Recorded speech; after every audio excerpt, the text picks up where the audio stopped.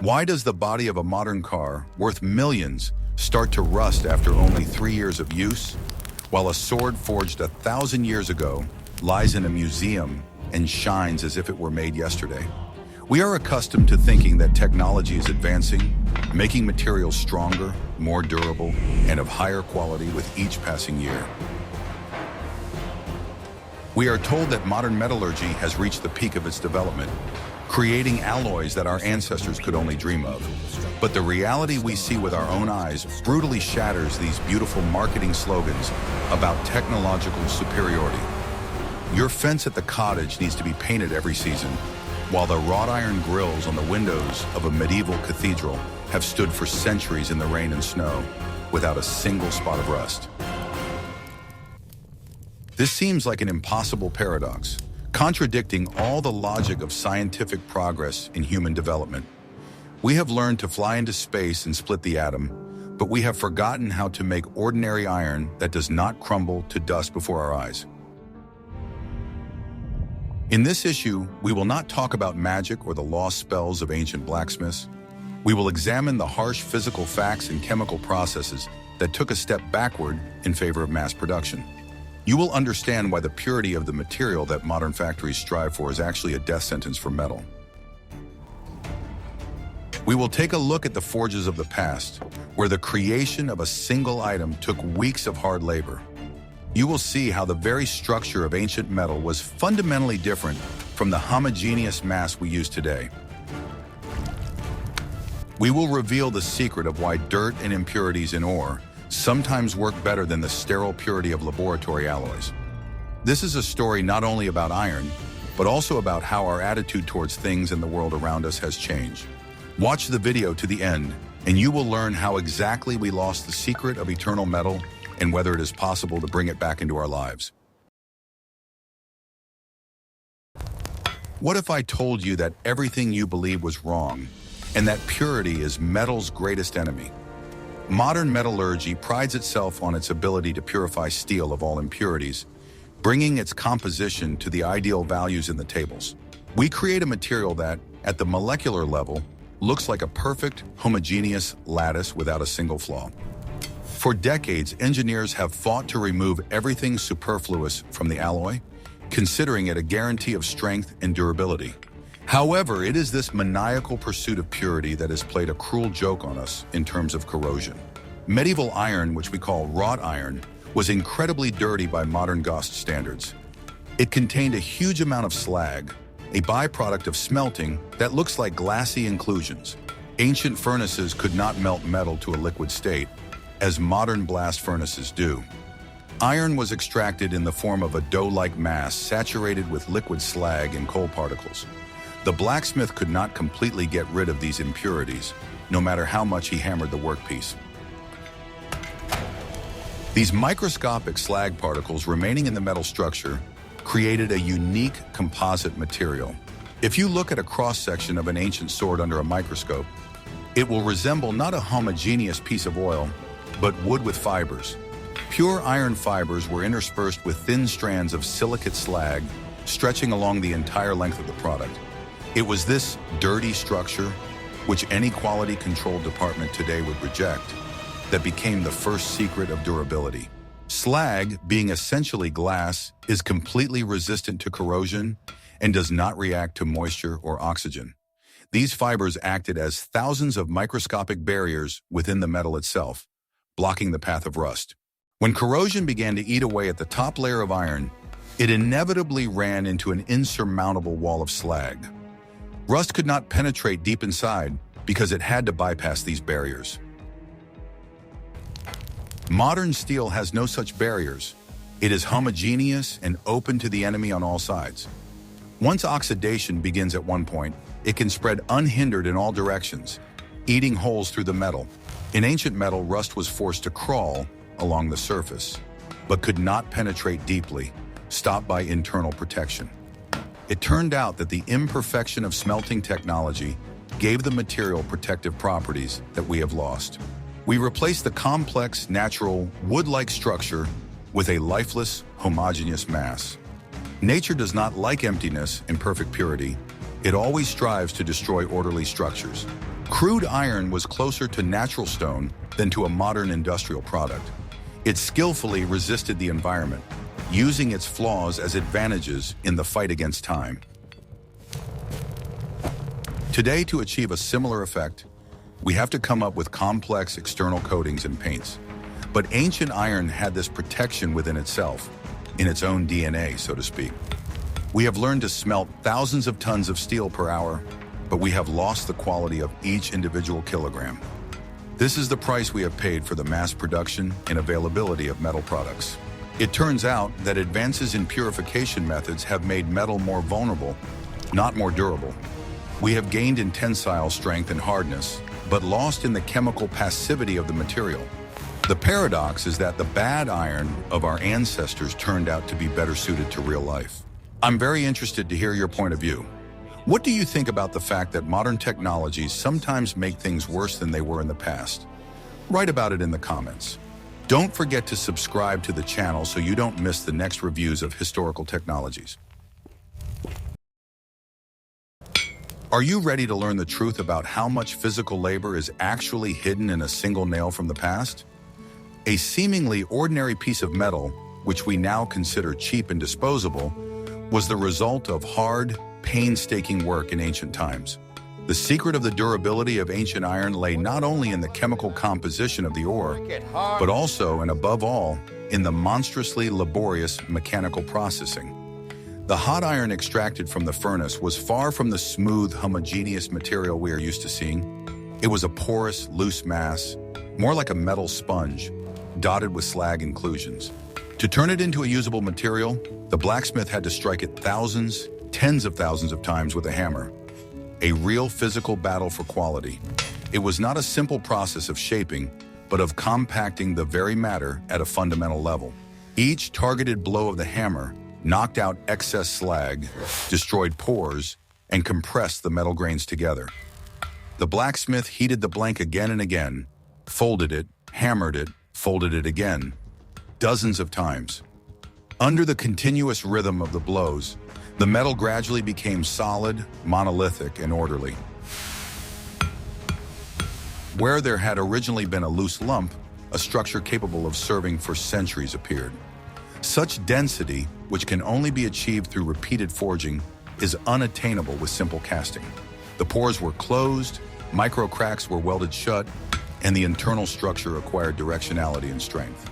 If we compare this with modern rolling, which simply passes through powerful steel rollers, the difference becomes noticeable. Yes, the pressure is great, but the metal is not subjected to the repeated plastic deformation that changes its internal architecture. Ancient blacksmiths literally beat the weakness out of iron, as if kneading incredibly stiff dough, where each movement makes the structure more cohesive and dense. With each blow, the iron not only became harder, but also cleaner and more uniform. The layered structure that resulted from this work created an effect that we are accustomed to associating with Damascus steel, even if it was just a simple agricultural tool or door hinge. Corrosion had to overcome hundreds of microscopic layers, each of which served as a barrier. Rust got stuck in these layers like a bullet in sandbags, disintegrating and losing its destructive power. Iron resisted not only because of its density, but also because of its internal composition. The density of a forged product was unevenly distributed. The surface was always stronger than the core. Hammer blows created a kind of work hardening on the surface, a hardened layer with a modified, denser crystal lattice. This layer acted as natural armor, absorbing blows, moisture, friction, and time.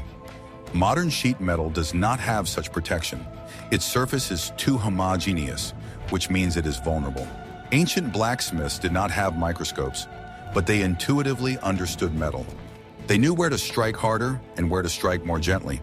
They could determine the condition of the workpiece by its ringing sound, by the feel of the rebound through the hammer handle, and by the slightest changes in color and texture. It was a real dialogue between the master and the material. And during this dialogue, hidden defects were eliminated, stresses were evened out, and irregularities in the structure were corrected. Today, most of this process is automated, and the machine cannot distinguish between a healthy area of the sheet and a dangerous one. Defects remain inside, turning into hotbeds of future corrosion and destruction. The processing temperature played a huge role, and the blacksmith determined it solely by the color of the glow, from dark cherry to white. Overheating could permanently ruin the metal, making the grains too large, loose, and vulnerable. Underheating made the iron brittle and difficult to work with. For centuries, craftsmen honed the ideal conditions that allowed them to preserve a fine-grained structure, a structure with fewer pathways for moisture and oxygen to penetrate, and therefore less opportunity for rust. We forget that ancient objects were handmade and unique. Every knife, axe, and nail was not just an object, but the result of the craftsman's enormous personal contribution. A poor product could cost him his reputation, income, and sometimes even the lives of those who used it. Strength, time, and almost ritualistic attention were invested in every detail. Thus, mechanical impact, this endless rhythm of blows, made iron alive and durable. It was tempered not only in water or oil, it was tempered under the weight of human labor. But besides forging, there was another, much more insidious enemy, which has become much stronger in our days. Do you think air can be more dangerous to metal than water? I discovered this by accident while studying ancient recipes for protecting armor from the elements. It turns out that blacksmiths never left a finished product bare in the face of the elements. Immediately after forging, while the metal still retained its residual heat, it was subjected to special treatment. The simplest and most common method was blackening or oiling. The hot product was immersed in a vat of linseed oil or thickly rubbed with beeswax. The high temperature caused the oil to not just cover the surface, but literally boil into the pores of the metal. A durable, deep black carbon film formed, which became part of the product itself. This is not paint, which can peel off after a year, but a chemical change in the surface. The magnetite film formed by this process is one of the most stable iron compounds. It is chemically inert and does not react with water or oxygen in the air. Ancient craftsmen created this protection using the simplest natural ingredients and fire. Modern paint coatings lie on the surface as a film, while ancient bluing penetrated deep into the metal. The technique of creating scale, a durable oxide layer during final forging, was also used. An experienced blacksmith knew how to cool the metal in the air correctly to form this protective layer. Scale on ancient metal held fast, not flaking off when struck or deformed. Today, scale is removed in factories with acid, leaving the metal unprotected before painting. There were also more exotic methods, such as treating the surface with tanning agents. Products could be boiled in oak bark decoctions saturated with tannins. The tannins reacted with the iron, creating complex compounds of a purple-black color. It was a kind of metal preservation, similar to tanning leather. All these methods had one thing in common. They used natural chemical reactions. The protection was not applied on top. It was grown from the metal itself or embedded in it. Therefore, even if an antique bolt was scratched, the rust did not spread under the coating. The damaged area could darken, but the corrosion did not go any further, stopped by the structure. In museums, we often see black armor and weapons. And this is not just a decorative solution. It is the result of the very protective treatment that allowed them to survive for centuries. Shining knights in sparkling armor are more of a tournament or parade image than a combat reality. In campaigns and battles, matte, blackened weapons that were not affected by dew and rain were valued. Modern methods of electroplating and painting are technologically advanced, but often less reliable in the long term. The zinc layer can wear away, and the paint can crack due to temperature changes. Natural oil bluing is elastic and moves with the metal as it heats up and cools down. This art of protecting metal was lost with the advent of the industrial age and the assembly line. It became easier for us to paint 1,000,000 parts with a spray gun than to boil each one in oil. But the old methods have proven their effectiveness by the most reliable judge: time. Like this if you would like to have a knife or tool with such a timeless coating. Don't forget to subscribe to the channel to learn more forgotten secrets of craftsmanship. What if I showed you a time machine and we traveled back to the thick, almost tangible atmosphere of the Middle Ages? We would be surprised not only by the smells of sewage, smoke, and dampness that filled the city streets, but also by the chemical composition of the air itself. It was a different world, a world in which iron existed 1,000 years ago. It was surrounded by an environment that was radically different from the aggressive, reagent-saturated atmosphere in which we live today. The air of the past was free from industrial emissions, sulfur dioxide, nitrogen oxides, and countless artificial compounds that only appeared with the development of industry. The main enemy of metal today is not just water and oxygen, but acid rain and the chemical cocktail that literally hangs in the atmosphere of every major city. Since the beginning of the Industrial Revolution, humanity has released millions of tons of sulfur into the sky from burning coal and oil. This sulfuric smog has spread across the globe.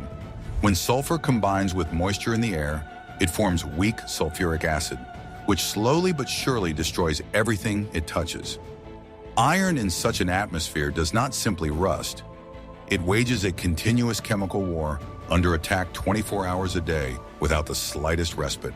In the Middle Ages, the only mass pollutant was smoke from wood-burning stoves, fires, and fireplaces. Yes, it was acrid, unpleasant, could blacken walls and clog lungs. But in terms of its aggressive effect on metal, it cannot even be compared to modern industrial emissions. Wood smoke contains fewer acidic components and fewer compounds capable of causing corrosion. An iron bracket on the door of a medieval house was mainly in contact with neutral rainwater, saturated only with ash and dust. Today, that same bracket would be exposed to a shower of acids, salts, exhaust fumes, brake pad particles, and road chemicals. In winter, our streets are sprinkled with tons of salt and desing reagents, which turns snow into a powerful electrolyte. This salty slush accelerates corrosion tenfold, corroding car underbodies, metal supports, fences, and tools in a matter of seasons. Medieval carts, staples, rings, and horseshoes did not face such chemical aggression. They traveled on mud, manure, and damp earth, an unpleasant but relatively neutral environment. There was no trace of hydrochloric acid or modern chloride solutions that corrode metal from the inside. But that's not all. We rarely think about the level of electromagnetic and electrical pollution in the modern world. Stray currents in the ground, the result of cables, substations, electric transport, and rail lines, imperceptibly increase the electrochemical corrosion of underground pipes, fittings, and communications. In the Middle Ages, the earth was electrically neutral and calm. Metal in the soil aged naturally without the influence of hidden currents, which today accelerate destruction several times over. We have created extreme conditions for our materials that ancient craftsmen could not have imagined. We demand the impossible from steel to survive in an environment that tries to destroy it every second. Even the highest quality, perfectly forged medieval steel, placed in the reality of a modern metropolis, would rot much faster than it would have in the quiet atmosphere of the past. Skilled craftsmanship ensures. Therefore, comparing the durability of metal then and now, without taking into account the environment, is like comparing an athlete who trains in a calm climate with one who runs in acid fog. We contrast the greenhouse conditions of the ecologically clean past with the chemical testing ground of the present. Iron has remained the same, but the world around it has become more aggressive, more saturated, more dangerous. However, even if we place a modern nail in ideal laboratory conditions, it still loses out to an ancient one. The reason is not only in the air, the reason is in our attitude towards things. The psychology of consumption has changed the very essence of production. Today, materials are created to be good enough, not eternal, to fulfill a task, not to survive for centuries. We blame metallurgists, we blame factories, but we forget that we ourselves have created the acidic world in which we live. We have created an atmosphere capable of destroying metal faster than ever before in history. And in the next chapter, we will look at another optical illusion that makes us idealize the past. Why do you think we only see surviving objects in museums?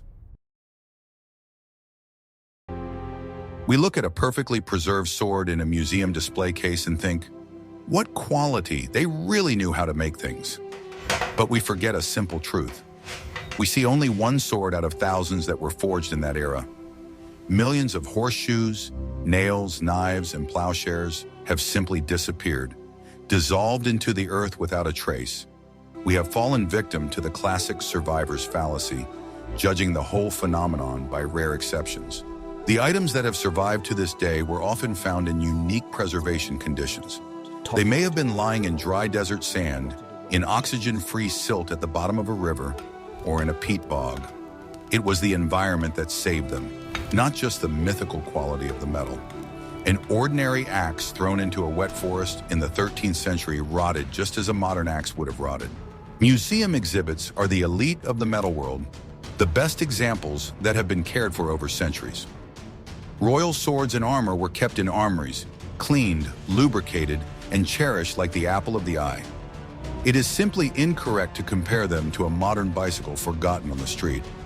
We are comparing our beloved creation with an abandoned orphan. A huge amount of ordinary iron in the Middle Ages was remelted or reforged. Metal was too valuable a resource to be allowed to simply rust away in a landfill. Old, worn-out tools were not thrown away, but taken to a blacksmith to be made into something new.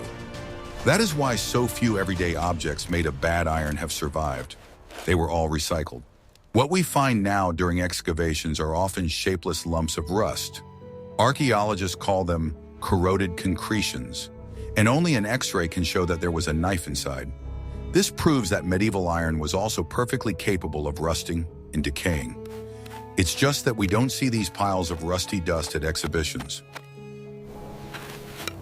The myth of eternal iron is supported precisely by those rare successes that occur in archaeology. A Viking sword found in a bog looks new not because the Viking knew the secret of steel, but because there is no oxygen in the bog. Chemistry works the same for all eras. There are no exceptions. However, even taking into account survivor bias, the difference in metal structure remains a fact. But we should not idealize the past, imagining that every village nail was a masterpiece. Most products were crude, cheap, and short-lived, which is why they have not survived to this day. We must assess history soberly, separating real technology from random circumstances. Surviving artifacts are the lucky winners of the lottery of time. And yet, even the average level of metal at that time had advantages over today's plasticine. We look at the tip of the iceberg and think we know the whole mountain. But hidden under the water are tons of rust that history does not mention. Are you ready for the shocking truth about why things have become disposable? Why do knives become dull after a month?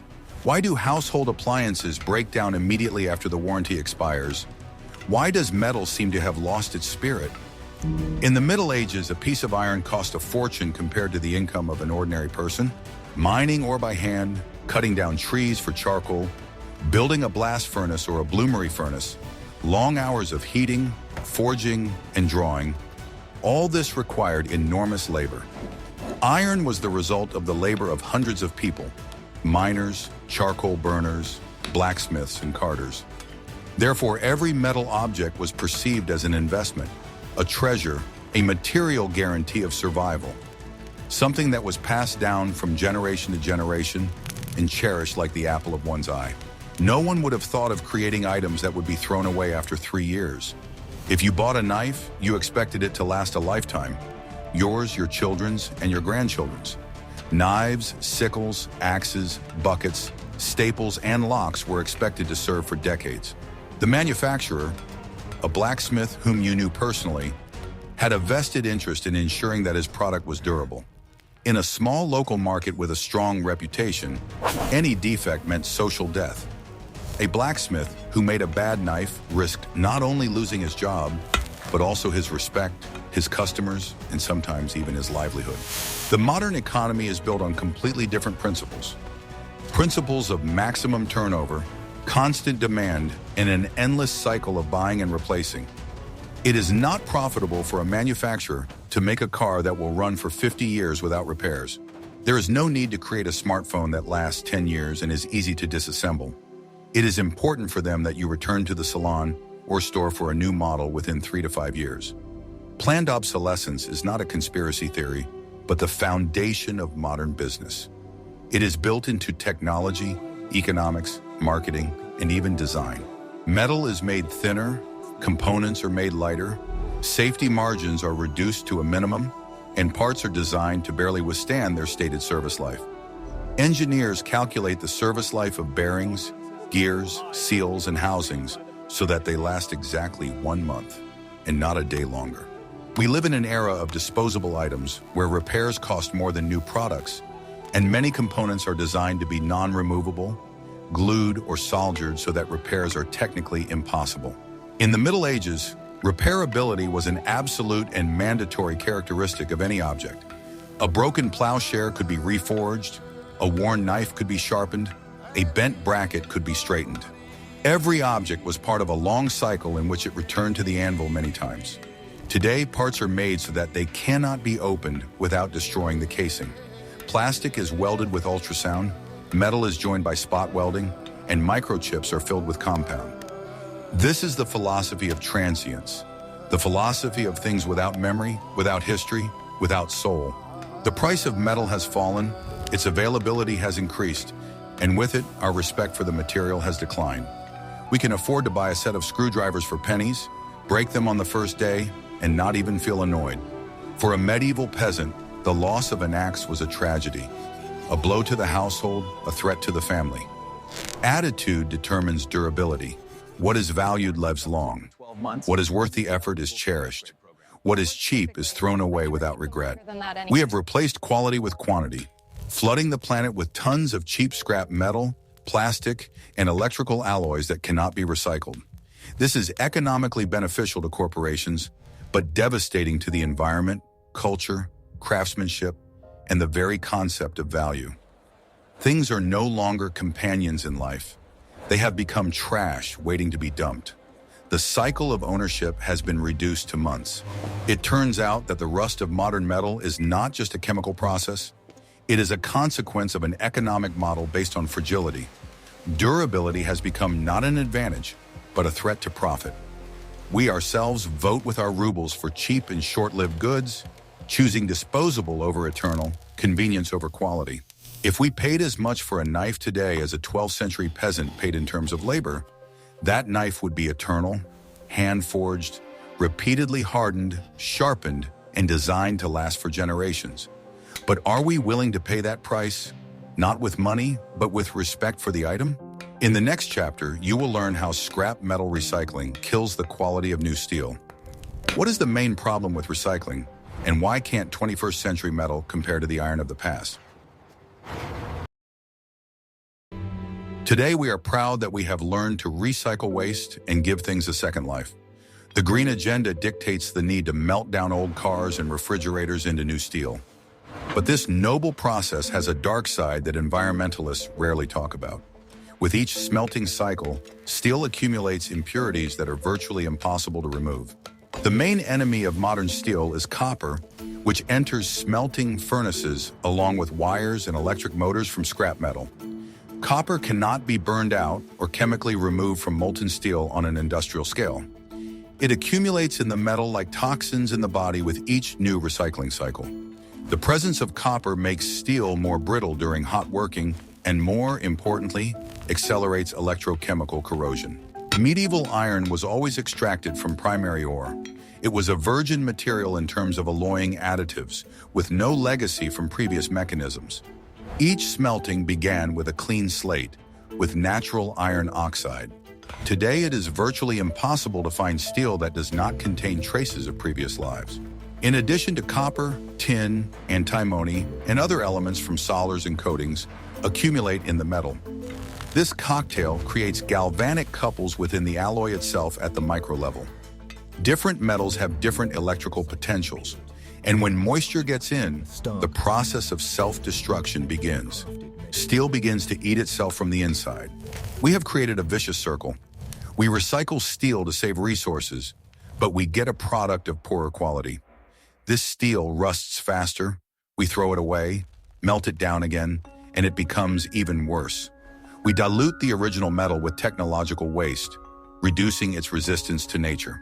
Of course, there are grades of pure steel obtained by direct reduction from ore, but they are expensive and are used for critical structures, space rockets, reactors, medicine.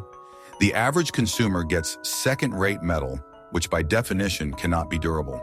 In ancient times, the problem of dirty scrap simply did not exist. All metal was primary. born from the earth, not from a landfill. This gave it a natural advantage in chemical stability. We, on the other hand, are forced to accept that there are particles of someone's old washing machine in the body of our car. This is the price we pay for industrialization and global consumption. It is impossible to provide billions of people with cheap metal using only pure ore. We are doomed to use recycled materials and, along with them, accept their shortcomings. The corrosion of modern metal is largely the result of its bad heredity. Metal is tired of endless rebirths. It has lost its natural strength, turning into a surrogate. There is one simple geometric fact that we almost always ignore when comparing modern products with medieval ones. Things back then were massive, thick, and truly heavy. Sheet metal as we know it today, flat, smooth, and a fraction of a millimeter thick, was an unattainable luxury. Forging technology literally forced the metal to remain dense and corporeal. Armor, cauldrons, and tools had extra thickness, not because craftsmen sought durability, but because they were physically unable to make them thinner.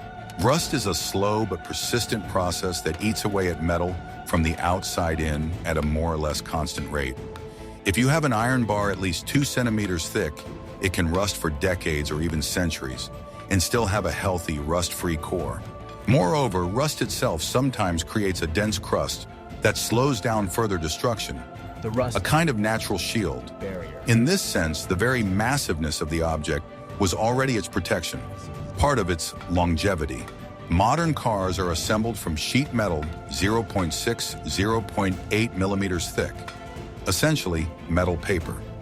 It takes only a couple of seasons for corrosion to eat through such a layer, especially if the coating is damaged or there is a chip from a stone. We pride ourselves on lightweight designs and savings in weight and materials, but we forget that we are creating products that have no margin for error. Any scratch becomes fatal. Metal simply has no lifespan. A medieval craftsman could not roll iron into thin foil, even if he suddenly wanted to. Technological limitations literally saved the product, guaranteeing its strength and long service life due to sheer amount. Mass. A sword could rust a millimeter or two and still remain a sword. A modern car wing that has rusted a millimeter ceases to be a wing. It becomes a hole, followed by repair, replacement, and disposal. The ratio of surface area to volume in modern products is enormous. We create designs in which huge areas of the thinnest metal come into contact with moisture, salt, reagents, and oxygen, with minimal volume of their own. This is the ideal environment for rapid corrosion. Medieval objects, on the contrary, were compact, stocky, dense like a boulder, not like tin. The texture of the surface itself is also important. Forged metal has a complex micro-relief that retains oil, soot, and carbon deposits, everything that inadvertently became an additional protective layer. Modern smooth sheet metal, if it has no paint or primer, is completely defenseless. A thin film of water spreads over it instantly and evenly, triggering oxidation across the entire surface. In fact, smoothness becomes a weakness. We have consciously sacrificed the body of metal for the sake of production speed, energy efficiency, cost reduction, and elegance. We build with membranes, not bricks. A membrane can be functional, beautiful, and light, but it tears immeasurably faster than a solid brick breaks down. And this is the natural price to pay for aesthetics and economy. You cannot expect a sheet of paper to be as strong as an oak plank. Similarly, you cannot expect a thin sheet of steel to behave like a massive forged object. These are different worlds, different approaches, different philosophies of material. The durability of the Middle Ages was rough, heavy, and weighty, literally embodied in kilograms of metal. Our short-lived durability is light, thin, technologically sophisticated, but vulnerable. We have chosen speed and economy over strength, and the metal world around us responds with a corresponding service life. Standing strong for centuries. In an era when there were no service centers or spare parts stores, caring for one's belongings was part of everyday culture. A knight did not simply hang his sword on the wall after battle. His squire spent hours cleaning the blade with sand, removing the slightest traces of blood and rust. The metal was then generously lubricated with animal fat or oil and wrapped in oiled cloth. It was a ritual necessary for survival. Peasants took care of their scythes and sickles in exactly the same way. After work, the tools were wiped dry. This was an iron rule. Leaving a wet shovel in the ground was considered the height of mismanagement and stupidity. Constant use of the tool also saved it. Friction polished the metal, removing any corrosion that had begun. In the Middle Ages, objects lived in human hands and were constantly cared for. The warmth of hands, oil from the skin, and constant polishing with cloth all created conditions for preservation. An abandoned object died as quickly as it does today. We, however, have become accustomed to the principle of set it and forget it. We believe that things should serve us without asking for anything in return. We are too lazy to wash the salt off our cars in winter, too lazy to oil the gate hinges before they start to squeak. We have delegated responsibility for preservation to the manufacturer. Make it so that I don't have to do anything. But metal requires attention. The culture of maintenance is a thing of the past. We don't know how to sharpen knives or store tools properly. It's easier for us to buy something new than to spend an hour caring for something old. This mental laziness is a powerful catalyst for corrosion. In museums, we see things that someone loved and cherished. We don't see the millions of things that someone threw away. The secret of a rust-free sword often lies simply in the fact that it was wiped with a cloth every day for 300 years. No magic, just discipline. Modern materials have spoiled us with their unpretentiousness. Stainless steel, plastic, and aluminum have taught us that maintenance is unnecessary. And when we encounter ordinary iron, we treat it with the same carelessness, and it does not forgive us. If you treated your car the way a samurai treated his katana, it too would not rust for decades. Rust begins in the mind and then manifests itself on the metal. To finally convince yourself that ancient technologies were not a fluke, but the result of deep, long-standing craftsmanship, it is worth turning to the most famous example. For a millennium and a half, the famous iron pillar, about 7 meters high, has stood in Delhi. It stands in the open air, under the scorching sun and fierce monsoon rains, having survived dozens of dynasties, wars, and climatic cycles. And yet it has hardly rusted at all. For a long time, this seemed inexplicable. Some spoke of mysterious lost civilizations, others tried to involve aliens, and still others considered it a mystical artifact that did not fit into the concept of ancient metallurgy. For decades, scientists returned to this column, took microsamples, studied its composition under microscopes and spectrometers, trying to understand how it defies normal corrosion. And the results of the analyses were truly stunning. The iron in the column contains an abnormally high amount of phosphorus, so high that it is directly opposite to all modern ideas about high-quality steel. In today's metallurgy, phosphorus is considered a harmful impurity that makes steel brittle in the cold, reduces its impact strength, and increases the risk of cracks. Modern factories go to great lengths to remove this element almost completely, but in the case of the Delhi pillar, it was precisely this harmful phosphorus that proved to be the key to its preservation. When combined with moisture and iron, phosphorus participates in the formation of a special protective film on the surface of the column. Iron phosphate, a dense and stable layer that blocks oxygen access to the metal. This is not just a film, but a self-repairing armor that, like a living organism, reacts to damage and heals it.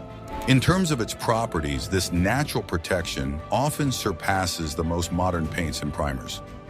Ancient Indian craftsmen did not know chemical formulas, did not use instruments, did not have laboratories, but through centuries of practice, they empirically found a method of manufacturing iron that was ideally suited to the climate of India.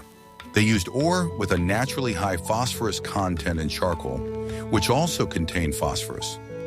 They did not seek to improve the metal in the sense that we understand improvement, to purify it to maximum purity, to remove all excess. On the contrary, they accepted the properties of the ore as a given and preserved them. And it was precisely this imperfection of the metal that made it uniquely durable. This perfectly confirms our idea. Sometimes dirty metal lasts longer than metal polished to laboratory perfection. The column in Delhi is a true monument not to purity, but to the delicate balance of impurities that arose thanks to a specific ore, specific wood, and a specific forging method. This is an example of how a technological limitation, the inability to remove phosphorus, turned into an unexpected advantage. If we were to smelt the same grade of steel today, but purified to modern standards, it would be covered with corrosion holes in a couple of decades. The ancient column, however, has stood undisturbed for 16 centuries. This example is a lesson in humility before the craftsmanship of the past. We are accustomed to thinking that we know more simply because we have electron microscopes, spectrometers, and computer modeling. But our ancestors knew their materials differently, through their hands, practice, and a sense that comes only with many years of experience. Their knowledge was alive, not abstract, and therefore their decisions sometimes turn out to be wiser than ours. The Delhi pillar is not a miracle or magic, it is pure physics. It's just that physics starts to work differently when we stop forcibly purifying metal to a sterile state and allow nature's impurities to play their role. It is a silent rebuke to our technological self-confidence, our desire to standardize and simplify everything. And perhaps the future of metallurgy really does not lie in absolute purity. Rather, it lies in a sensible return to complex, dirty metal composites in which impurities work in harmony rather than being considered a defect. Perhaps we will have to learn once again to cooperate with the nature of metal rather than fight against it. History moves in a spiral, and what was once considered an ancient secret can easily become the foundation for new discoveries. We have traveled from molecular lattices to the philosophy of consumption to understand one simple thing. The secret of medieval iron is not a single magic ingredient. It is a combination of factors, a unique layered structure with slag, enormous manual labor, dense forging, the chemically pure environment of the past, and people's careful attitude toward things. We traded eternity for accessibility, piecework quality for mass production, and care for convenience. The rust on your car is the price you pay for being able to buy that car without being a king. It is the price of the speed of our world. Ancient iron was not perfect, but it was honest and alive. Our iron is dead and submissive, but that is what allows us to build skyscrapers and bridges. Every era has the metal it deserves. Do you think you are willing to pay 10 times more for things that will last forever? Or is the modern use and throw away model closer to your heart? Write your opinion in the comments. I'm really interested to know what you think. And be sure to subscribe to the channel. We have many more historical myths to debunk.